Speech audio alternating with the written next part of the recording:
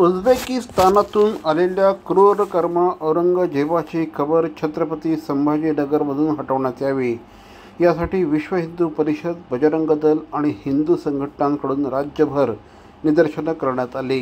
जिल्हाधिकारी कार्यालयाबाहेर विश्व हिंदू परिषद, बजरंग दल आणि अन्य हिंदू संघटनांनी भगवे ध्वज फडकावत जोरदार घोषणाबाजी करत ही निदर्शनं केली। औरंगजेब अहिल्यादेवी नगर येथे मृत्युमुखी पडला, त्यानंतर त्यांचं प्रेत काढून ते छत्रपती संभाजीनगर येथे पुरून त्या ठिकाणी त्याची कबर उभारण्यात आली।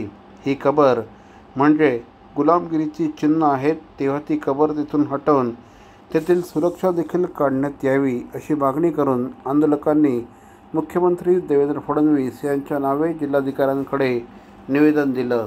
अजित भीमराव जाधव, कोकण प्रांत बजरंग दल संयोजक म्हणून जबाबदारी आहे। औरंगजेबाची जी कबर छत्रपती संभाजीनगरमध्ये आहे, विश्व हिंदू परिषद बजरंग दलाचं म्हणणं असं आहे की औरंगजेबाचा आदर्श कोणीही या भारत देशात मानत नाही। छत्रपती शिवाजी महाराज, छत्रपती संभाजी महाराजांचा आदर्श आम्ही मानतो आहोत। उझबेकिस्तानमधून आलेल्या औरंगजेबाची, क्रूर औरंगजेबाची कबर छत्रपती संभाजीनगरमध्ये असण्याची आवश्यकता नाही। आतापर्यंत खपवून घेतली, इथून पुढे खपवून घेणार नाही।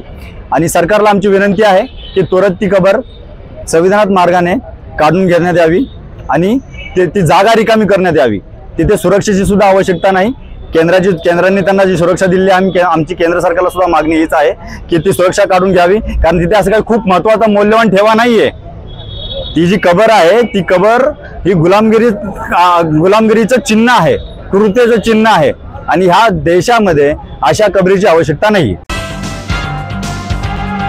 ठाणे शहरातील भवानी ज्वेलर्सची प्रति ग्रॅम केवळ 250 रुपयांची घडणावळ सोने, चांदी, हिरे आणि प्लॅटिनमच्या आधुनिक आणि पारंपरिक दागिन्यांचं विश्वासार्ह दालन Bhavani jewellers, ice factory, Talao Pali, station road, Thane आणि कल्याण लाल चौक येथेही भवानी ज्वेलर्स।